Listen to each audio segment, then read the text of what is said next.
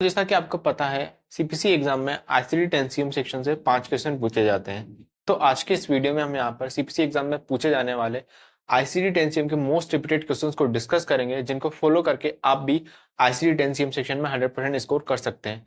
तो आज का ये वीडियो काफी इंपॉर्टेंट होने वाला है। वीडियो को बिना स्किप किए लास्ट तक जरूर देखना। इससे पहले हमने यहाँ पर एनाटॉमी, टर्मिनोलॉजी, कंप्लायंस और जो हमारी कोडिंग गाइडलाइन है उससे रिलेटेड भी रिपीटेड क्वेश्चन के ऊपर हमने वीडियो बनाया है। तो अगर आपने वो वाले वीडियो नहीं देखे तो आप प्लेलिस्ट में जाके चेकआउट कर सकते हैं। और अगर आपको सीपीसी एग्जाम से रिलेटेड मटेरियल चाहिए तो आप मुझे मेल कर सकते हैं मेरी मेल आईडी पे। मैं आपको जितने भी रिपीटेड क्वेश्चन जो हमारे यहाँ पे करंट में पूछे जा रहे हैं वो आपको प्रोवाइड करवा दूंगा। ठीक है, तो चलिए अभी हम एक एक करके क्वेश्चंस को डिस्कस कर लेते हैं। तो सबसे पहले हमारे पास यहाँ पे क्वेश्चन है, अ 52-year-old male patient with known AIDS saw his orthopedic physician today for severe pain in the right knee. The physician documents that the knee pain is due to flare-up of post-traumatic osteoarthritis, and he gives him a cortisone injection in the right knee joint. The osteoarthritis is not related to AIDS. What ICD-10-CM code are reported for this encounter? तो अभी हमारे scenario में क्या हो रहा है, patient को यहाँ पे एड्स है, यहाँ पे उन्होंने बता के रखा है। अभी वो अपने ऑर्थोपेडिक फिजिशियन के पास में गया है क्योंकि उसको सीवियर पेन हो रहा है राइट नी में। ठीक है, तो आगे चल के जो ये फिजिशियन है उन्होंने बताया कि उसको यहाँ पे क्या फ्लेयर है किसका, पोस्ट ट्रॉमेटिक ओस्टियोआर्थराइटिस का। ठीक है, और डॉक्टर ने यहाँ पे उसको क्या कोर्टिसोन का इंजेक्शन दिया है। आगे यहाँ पे उन्होंने क्लेरिफाई किया कि जो ओस्टियोआर्थराइटिस है वो हमारा एड्स से रिलेटेड नहीं है।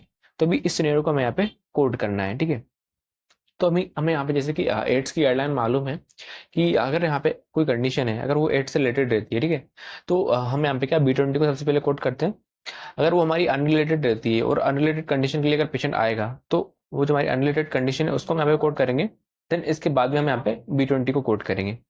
तो अभी हम ऑप्शंस को यहाँ पे एक करके चेकआउट कर लेते हैं। तो ऑप्शन नंबर ए है Z21, देन नेक्स्ट कोड है M08.861। वहीं ऑप्शन नंबर बी है M17.11 B20। Option number C है M17.31 B20 और ऑप्शन नंबर डी है B20 M17.31। ठीक है, तो अभी हम यहाँ पे क्या ऑप्शन नंबर ए को एलिमिनेट कर सकते हैं क्योंकि हमें पता है हम कब Z21 यूज करते हैं और कब हम यहाँ पे B20 यूज करते हैं। तो यहाँ पे उन्होंने क्लियरली एड्स बोला है तो हम यहाँ पे Z21 तो यूज करेंगे नहीं, तो इसके अकॉर्डिंग हम यहाँ पे ऑप्शन नंबर ए को एलिमिनेट कर देंगे। अभी नेक्स्ट जैसा कि यहाँ पे उन्होंने बोला है कि ओस्टियोआर्थराइटिस जो है वो हमारा रिलेटेड नहीं है किसके, एड्स के। ठीक है, तो इसके अकॉर्डिंग हम यहाँ पे क्या जो हमारा ओस्टियोआर्थराइटिस है, पेशेंट यहाँ पे ओस्टियोआर्थराइटिस के लिए आया है तो उसको हम सबसे पहले कोड करेंगे। देन इसके बाद में हम B20 कोड करेंगे। ठीक है, तो इसके अकॉर्डिंग ऑप्शन नंबर डी को यहाँ पे एलिमिनेट कर देंगे।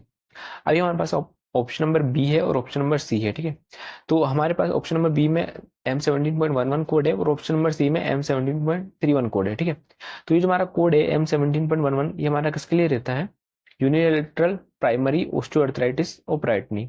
वही जो हमारा कोड है M17.31 ये हमारा किसके लिए, unilateral post traumatic osteoarthritis of right knee. ठीक है, अभी अगर आप सिनेरियो चेक करोगे तो यहाँ पे क्लियरली डॉक्यूमेंटेड है कि पेशेंट को पोस्ट ट्रॉमेटिक ओस्टियोआर्थराइटिस है। ठीक है, तो पोस्ट ट्रॉमेटिक ओस्टियोआर्थराइटिस के लिए हमारे पास यहाँ पे कोड जाएगा M17.31।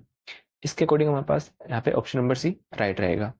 नेक्स्ट क्वेश्चन है, an elderly patient comes into the ED with shortness of breath and ECG is performed and the final diagnosis at discharge is impending myocardial infarction। तो यहाँ पे पेशेंट को क्या हो रहा है, शॉर्टनेस ऑफ ब्रीथ देखने को मिल रहा है। ठीक है, तो इसके लिए ECG यहाँ पे परफॉर्म करिए। तो जहाँ आगे चल के मालूम चला है कि पेशेंट को इम्पेंडिंग मायोकार्डियल इन्फेक्शन है। ठीक है, तो अभी इस सिनेरियो को मैं यहाँ पे कोड करना है।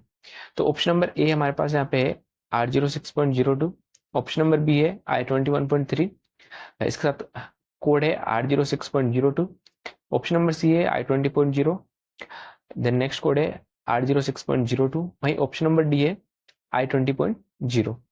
तो मायोकार्डियल इन्फेक्शन की बात इससे पहले वाले वीडियो में हमने यहाँ पे करी है कि हमें यहाँ पे क्या करना होता है, जब हम आईसीडी टेंसियम के क्वेश्चन को सोल्व करेंगे तो कभी कभी हमें यहाँ पे जो आईसीडी के कोड है उसको खुद से लीड करने का ट्राई करना है, जिससे कि हम यहाँ पे क्या राइट आंसर तो जल्दी पहुंच पाए। ठीक है, तो ये टिप्स एंड ट्रिक्स की बात मैंने जो हमारा आईसीडी टेंसियम से रिलेटेड टिप्स एंड ट्रिक्स वाला वीडियो उसमें करी है। तो अगर आपने वो वाला वीडियो नहीं देखा तो प्लीज जरूर से जाके वो वाला वीडियो चेकआउट कर लेना। अगर आप यहाँ पे देखेंगे तो पेशेंट को यहाँ पे क्या शॉर्टनेस ऑफ ब्रीथ है और देन आगे चल के उसको इम्पेंडिंग मायोकार्डियल इन्फेक्शन मालूम चला है। ठीक है, तो हमारे पास यहाँ पे क्या डेफिनेटिव डायग्नोसिस है। इसके अकॉर्डिंग हम यहाँ पे क्या ऑप्शन नंबर ए को एलिमिनेट कर सकते हैं। क्यों? क्योंकि यहाँ पर उन्होंने कोड दिया है R06.02, ये हमारा शॉर्टनेस ऑफ ब्रेथ का कोड है, ठीक है। तो अब हमारे पास तो यहाँ पे क्या इम्पेंडिंग मायोकार्डियल इन्फेक्शन है, तो मैं यहाँ पे ऑप्शन नंबर ए को एलिमिनेट कर देंगे। अभी नेक्स्ट हम यहाँ पे चेक करते हैं ऑप्शन नंबर सी। तो ऑप्शन नंबर सी में यहाँ पर उन्होंने क्या किया है, I20.0 कोड किया है, देन इसके साथ में उन्होंने R06.02 ये वाला कोड किया है, ठीक है। अभी जो हमारा कोड है R06.02 शॉर्टनेस ऑफ ब्रीथ के लिए, ये हमारा जो इम्पेंडिंग मायोकार्डियल इन्फेक्शन है इसका सिम्टम है, ठीक है।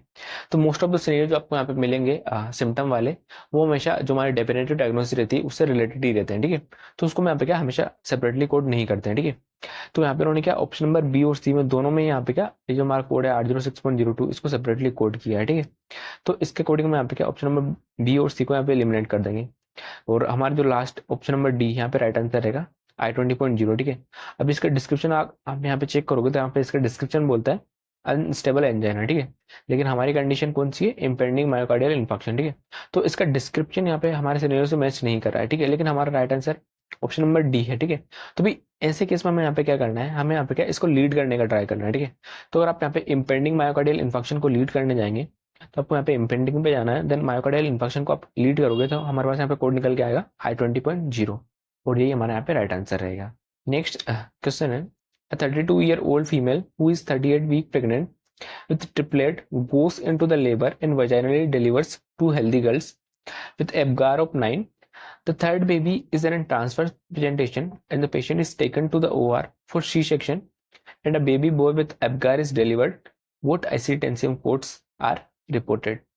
तो यहाँ पे पेशेंट जो है 38 वीक प्रेग्नेंट है, ठीक है। अब यहाँ पे ट्रिपलेट है पेशेंट को, तो आगे चल के यहाँ पे उन्होंने बताया कि वेजाइनली यहाँ पे जो 2 बेबी है उनको यहाँ पे डिलीवर कर दिया गया है 9 बजे पे, ठीक है। आगे चल के जो थर्ड बेबी है वो हमारे यहाँ पे क्या ट्रांसफर प्रेजेंटेशन में थी, ठीक है। तो ट्रांसफर जो प्रेजेंटेशन रहती है वो हमारी मेल पोजीशन रहती है, मतलब कि इस पोजीशन में डिलीवरी यहाँ पे संभव नहीं हो पाती वेजाइनल।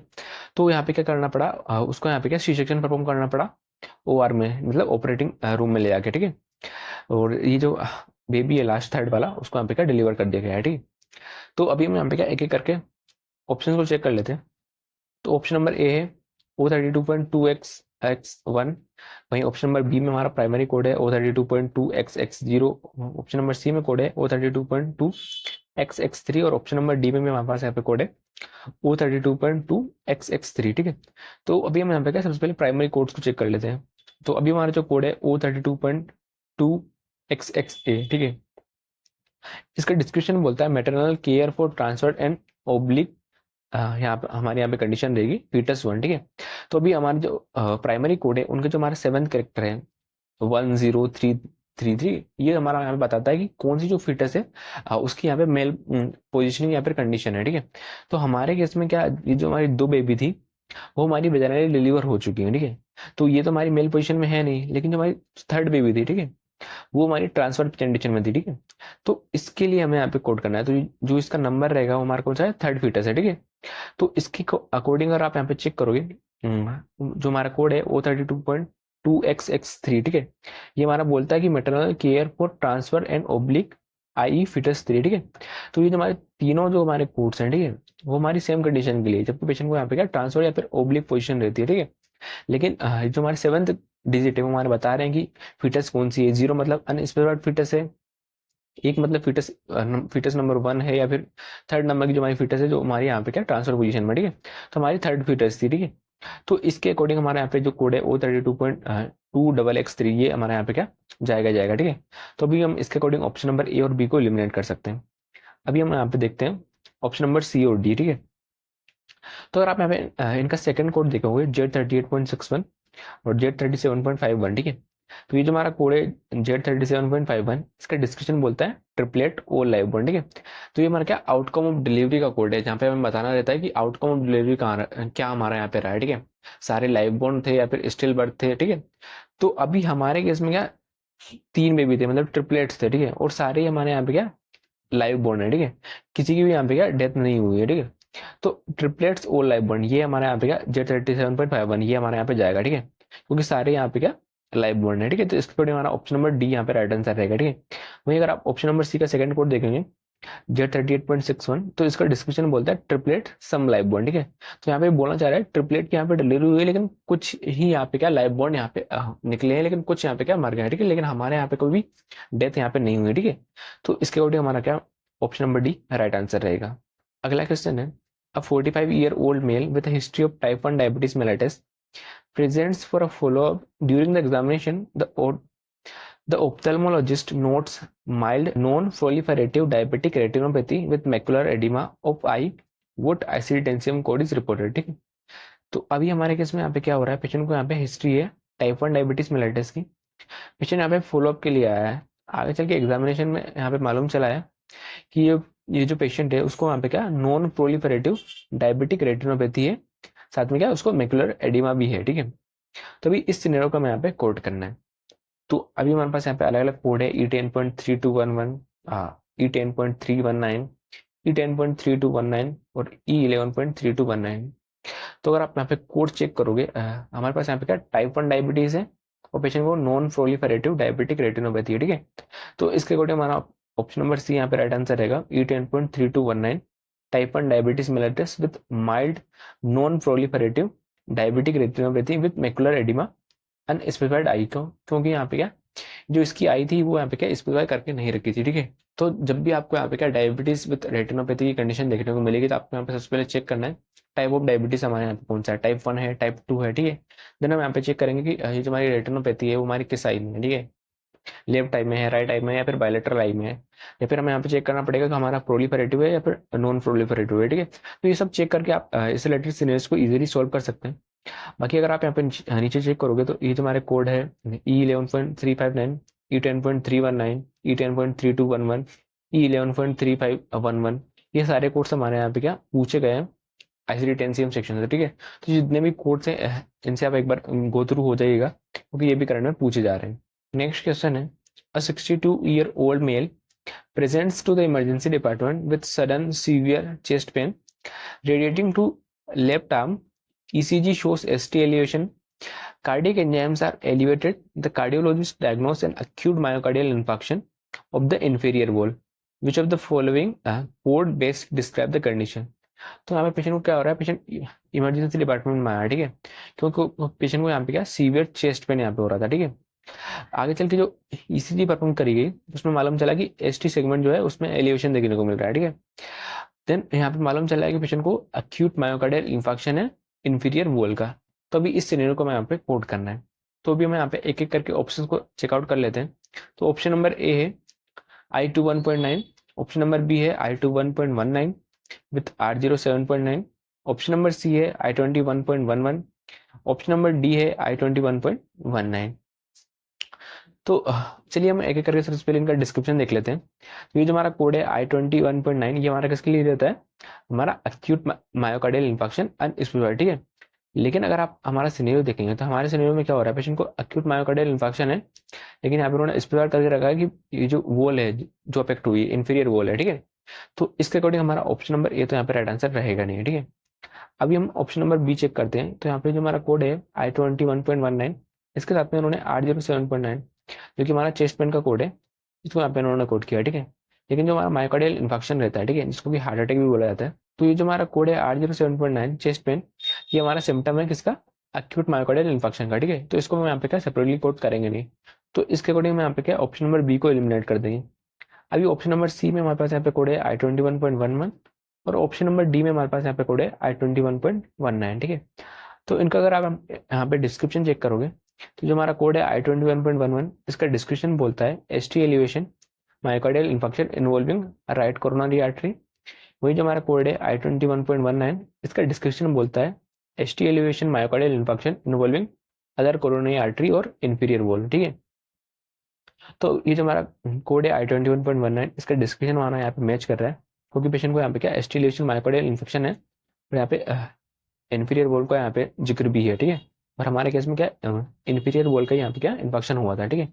अगर अभी हम यहाँ पे क्या जो हमारा आंसर है उसको लेके अगर सेटिस्फाइड नहीं है तो हमें यहाँ पे क्या करना है, जो हमारा कंडीशन है myocardial infection of inferior wall, इसको लीड करने का ट्राई करना है, ठीक है।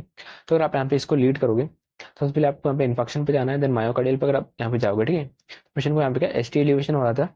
देन अगर आप यहाँ पे इसमें चेक करोगे हमारा coronary artery of inferior wall, क्योंकि हमारी वॉल कौन सी थी, इंफीरियर वॉल थी, ठीक है। तो इसके अकॉर्डिंग हमारा यहाँ पे क्या I-21.19, ये हमारा यहाँ पे राइट आंसर रहेगा, ठीक है। तो कुछ इस टाइप से आपको यहाँ पे क्या सबसे पहले चेक करना है, जो भी हमारा अलग अलग कोर्स है उनमें कौन सा हमारे यहाँ पे डिफरेंस है, देन आपको यहाँ पे क्या लीड करके यहाँ पे जो हमारा राइट आंसर रहेगा उसको कंफर्म करना है। अभी यहाँ पे कुछ और भी क्वेश्चन पूछे गए हैं, जैसे कि I-21.9 अनएसोसिएटेड मायोकार्डियल इन्फेक्शन, वही I-12.A1, ठीक है। तो ये कुछ कोर्स हैं जो कि करंट में सीपीसी एग्जाम में पूछे गए हैं। तो ये जो हमारे कोर्स हैं इनसे भी एक बार यहाँ पे गो थ्रू हो जाइएगा, क्योंकि ये भी करंट में सीपीसी एग्जाम में पूछे जा रहे हैं। तो इसके अलावा हमारे पास यहाँ पे कुछ और भी क्वेश्चन हैं जो कि करंट में सीपीसी एग्जाम में पूछे जा रहे हैं। तो अगर आपको फुल क्वेश्चन चाहिए तो आप मुझे मेल कर सकते हैं मेरी मेल आईडी पे, जो बाकी के क्वेश्चन है मैं आपको वहाँ पे प्रोवाइड करवा दूंगा। तो अगर आपको आज का ये वीडियो हेल्पफुल लगा है तो मैंने सीपीसी एग्जाम से रिलेटेड टिप्स एंड ट्रिक्स पे भी एक वीडियो बनाया है, तो अगर आपने वो वाला वीडियो नहीं देखा है तो आप प्लेलिस्ट में जाके चेकआउट कर सकते हैं। तो आज के वीडियो में बस इतना ही, मिलते हैं नेक्स्ट वीडियो में, तब तक के लिए बाय।